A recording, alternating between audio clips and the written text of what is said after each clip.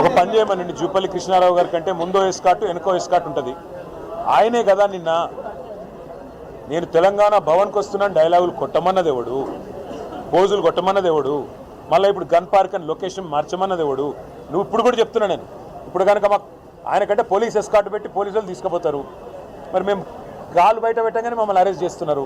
ఎవడు భయపడుతున్నాడు? పోలీసు వాళ్ళను ఉసిగొల్పి అరెస్టులు చేయించిన సన్నాసి ఎవడు? ముఖ్యమంత్రి, హోంమంత్రి, జూపల్లా ఎవడు?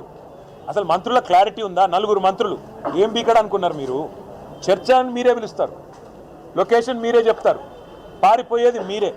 చేతగాని వెధవలు ఎవరో ఈ రాష్ట్రంలో ఇవాళ ప్రజలందరూ చూస్తూ ఉన్నారు. ఇప్పటికి కూడా నేను జూపల్లికి చెప్తా ఉన్నా, అక్కడే ఉండు గన్ పార్క్, మేము వస్తాం. మళ్ళీ నీ పోలీసులు పంపి అరెస్ట్ చేయించి మేము వాళ్ళు అరెస్ట్ చేస్తే మాకేం సంబంధం? ప్రభుత్వాన్ని నడుపుతున్నారా, సర్కస్ నడుపుతున్నారా? అరెస్ట్ ఎవరు చేస్తారా, ఎందుకు చేస్తారా నాకు అర్థం కాదు. సర్కారు నడుపుతున్నారా, సర్కస్ నడుపుతున్నారా?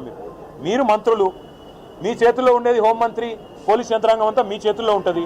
మా నాయకులు హరీష్ రావు గారు, ఎందుకంటే ఆయన గతంలో ఆర్థిక శాఖ మంత్రిగా పనిచేశారు, అప్పుల విషయంలో మరి గతంలోనే శాసనసభలో స్పష్టంగా వివరంగా చెప్పారు హరీష్ రావు గారు.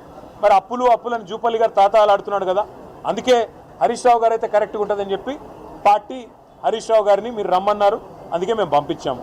మరి మీ గేటు దాటకముందే ఆయన అరెస్ట్ చేసి సిగ్గు లేకుండా మళ్ళీ ఇవాళ అక్కడుంటా ఇక్కడుంటా, ఇప్పుడు నేను గన్ పార్క్ పోతే మళ్ళీ చార్మినార్ కాడికి రా అంటాడు, చార్మినార్ పోతే కొల్లాపూర్ రా అంటాడు. ఏం చేయాలి నేను? ఆయన పారిపోయేటోని, ఇప్పుడు నిద్రపోయేటోని లేపొచ్చు, నిద్ర నటించడం ఎట్లా లేపాలి నేను?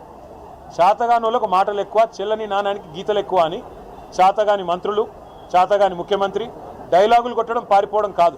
చేతనైతే అసెంబ్లీ పెట్టు, ఆడేయడెందుకు? అసెంబ్లీలో తెలుసుకుందాంపా. నువ్వు గన్ పార్క్ కార్డునే ఉంటా అంటే నాకు పోలీస్ ఎస్కాట్ పెట్టి నేను కూడా వస్తాను. చేతగాని మాటలు, చేతగాని సన్నాసి పలుకులు. ఇంకొక మాట అడుగుతున్నా జూపల్లిని, అసలు నీ డిపార్ట్మెంట్ సంగతి నీకు తెలియదు.